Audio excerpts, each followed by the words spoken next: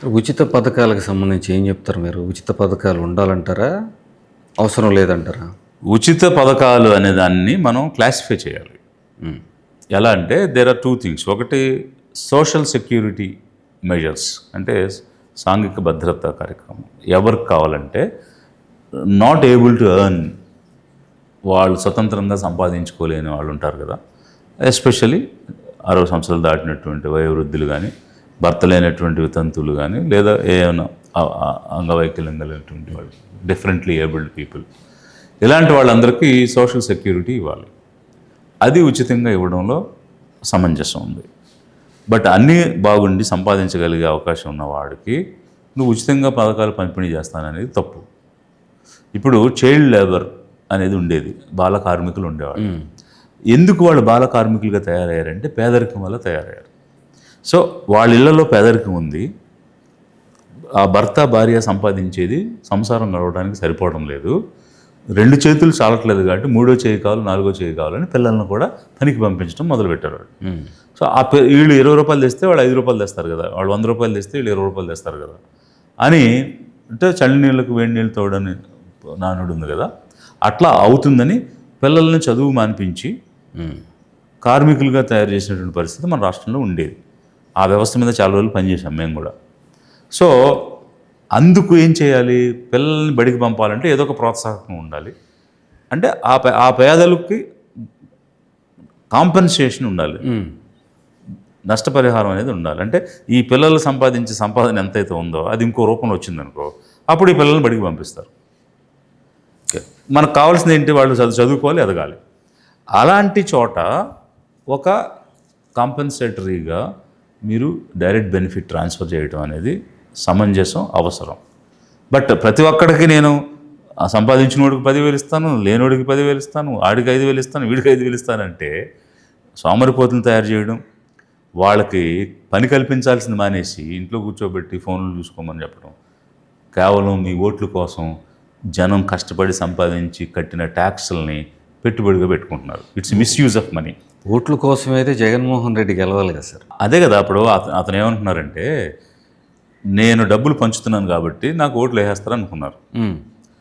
కానీ జనం ఆలోచించింది ఏంటంటే డబ్బు పంచినంత మాత్రాన కాదు కదా, మాకు నీరు కావాలి, రోడ్డు కావాలి, డ్రైనేజ్ కావాలి, ఎలక్ట్రిసిటీ కావాలి, ఇల్లు కావాలి, ఇవన్నీ కూడా ఉండాలి కదా, ప్రాథమిక అవసరాలు. కనీసం అవేమి తీరకుండా నేను ఇప్పుడు బయటకు వెళ్ళాలంటే 10 నిమిషాల్లో ట్రావెల్ చేయగలిగేదానికి గంట సేపు ట్రావెల్ చేస్తున్నానంటే ఏంటి ప్రభుత్వం అనేటువంటి భావన కలుగుతుంది కదా. ఇదంతా ఒక ఎత్తు అయితే స్వేచ్ఛగా తిరగాలి కదా, నేను నా అభిప్రాయం కానీ నా ఆలోచన కానీ స్వేచ్ఛగా చెప్పగలిగే స్థితి ఉండాలి కదా.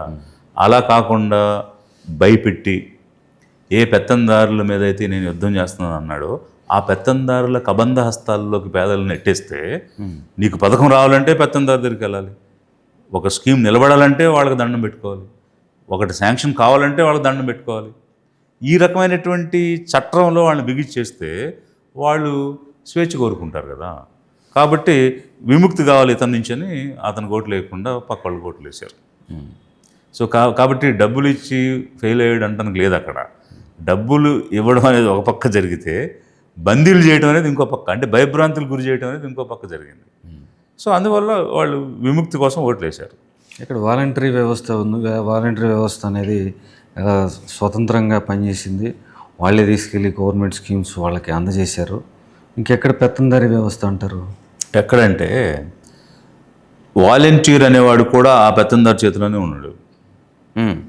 సో వాడు చెప్పిన వాడికే ఇవ్వాలి ఇతను కూడా, ఇతను కానీ ఆమె కానీ. ఈ విషయం నేను పాదయాత్రలో చాలా స్పష్టంగా గమనించాను. అంటే డైరెక్ట్గా వాళ్ళు యాత్రలో నాతో పాటు నడుస్తూ పక్కన నిలబడి చెప్పినటువంటి అంశాలు ఇవన్నీ.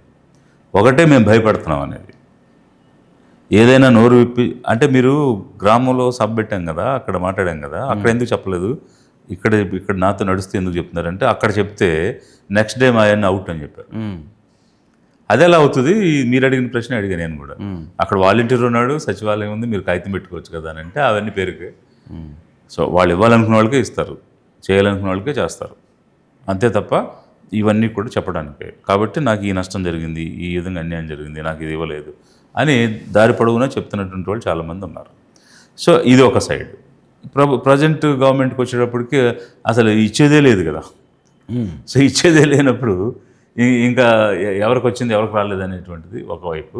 ఇచ్చిన దానిలో కూడా ఇప్పుడు తల్లికి వందనం ప్రోగ్రాం ఇచ్చారు. ఆ ప్రోగ్రాంలో లక్షల మందికి రాలేదనేటువంటిది ఈరోజు మనం వింటున్నాము. ఇతను చేసే మాయలన్నీ ఇలాగే ఉంటాయి.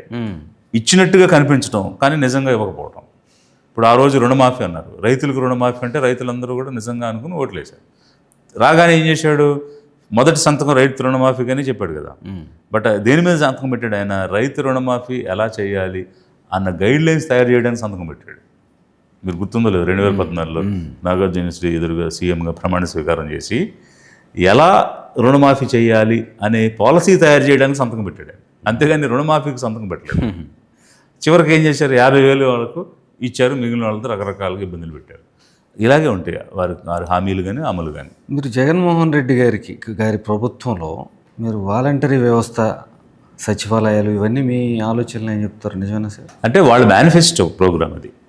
మేనిఫెస్టోలో చెప్పారు ఏమని, సచివాలయాలు ఏర్పాటు చేస్తామని, వాలంటీర్లను పెడతామని. అయితే అదొక విధానంగా తయారు చేయడం అనేది మేము చేసాం. అంటే ఊరికి ఒక లైన్ అది, సచివాలయాలు పెడతాం అని అంటే ఒక లైన్. బట్ సచివాలయం ఎలా ఉండాలి, దానిలో ఎలాంటి ఎంప్లాయీస్ ఉండాలి, ఏ సెక్షన్, ఏ పోర్ట్ఫోలియోస్ ఉండాలి, ఏ డిపార్ట్మెంట్స్ ఉండాలి, వాళ్ళకి ఏం జాబ్స్ ఇవ్వాలి, వాళ్ళు ఏం పనులు చేయాలి, ఇదంతా ఒక పాలసీ, ఒక రూల్స్, గైడ్ లైన్స్, ఇవన్నీ మేము తయారు చేసాం. వాలంటీర్ల వల్ల రాజకీయ వ్యవస్థ, సచివాలయాల వల్ల ఇండిపెండెంట్ బాడీ ఉండటం వల్ల, మదర్ డిపార్ట్మెంట్స్తో కనెక్టివిటీ లేకపోవటం వల్ల జగన్మోహన్ రెడ్డి నష్టపోయాడు అని అంటే మీరేం చెప్తారు?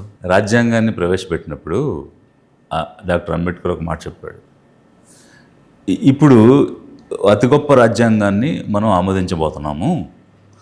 ఇది ఆమోదించిన తర్వాత ఈ రాజ్యాంగం గొప్పదా, మంచిదా, చెడ్డదా అన్నది రాజ్యాంగం బట్టి ఉండదు, రాజ్యాంగాన్ని అమలు చేసేవాడిని బట్టి ఉంటుంది. సో అమలు చేసేవాడు తప్పు చేస్తే ఇది తప్పు అవుద్ది, అమలు చేసేవాడు మంచి చేస్తే ఇది మంచి అవుద్ది అని ఆ రోజు 1949 నవంబర్ 4వ తేదీ స్పీచ్లో ఆయన మాట్లాడినటువంటి అంశం. అదే ఎనాలజీ నేను ఇక్కడ కూడా చెప్తున్నాను. ఇప్పుడు ఒక వ్యవస్థను ఒక మంచి ఉద్దేశంతో తెచ్చాం, గ్రామ సచివాలయాలు కానీ వాలంటీర్లు కానీ.